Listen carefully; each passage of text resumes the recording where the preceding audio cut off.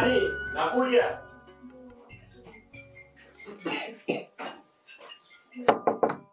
Nakuja jamani.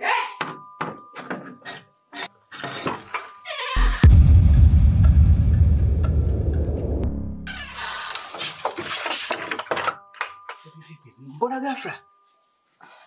Kwani kuuliza mbona umetoka kukutana kimwembe? Sio kimwembe baby. Kuna mgeni, kuna mjomba ndani. Kwani usinipigie hata simu nakuja ghafla hivyo? Kwa hiyo mimi nikiwa nakuja hapa ni kuna lazima mimi kukwambia. Shida sio hivyo mpenzi wangu. Una mawasiliano na mimi. Kwani usinipigie simu? Mjomba kaja anaomba nitakuwa nipeleke hospitali. Wewe unakuja kama hivyo upige simu ndo nini? Na mimi nimekuja kumuona mgonjwa. So umesema kwa nani kuna mgonjwa? Sasa unaendaje kumuona mgonjwa kati wewe unakufahamu nyumbani? Nimeshawahi kutambulisha. Nimekuoa. Nitakupelekaje utaingiaje nenda kumuona mjomba? Hebu jaribu kwa mwelewa mpenzi wangu. Naomba uende. Mambo tutakuja kuongea baadaye. Nishavurugana na mume wangu. Nimekuja kwako ili nipumzike, nitoe stress zangu afu nakuja kunitia mambo meusi. Sasa wewe mbona unakuwa sio muelewa baby? Jaribu kunielewa basi. Kwenda nisimesema kuna mjomba huko.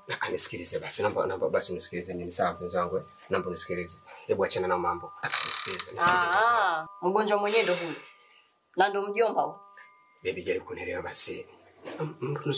Sawa nisikilize basi. Nisikilize. Wewe toka. Basi naomba unielewe basi. Naona basi. Kwa hivyo lakini jaribu kuwa muelewa basi. Huyu mwanafunzi amekuja nifundisha kwa mfundisha mahesabu huko ndani. Wewe tangu lini ukawa mwalimu? Tangu lini ukawa mwalimu? Nisikilize. Naomba tuende na tukamalizane. Wewe mwenyewe tu hesabu zimekushinda.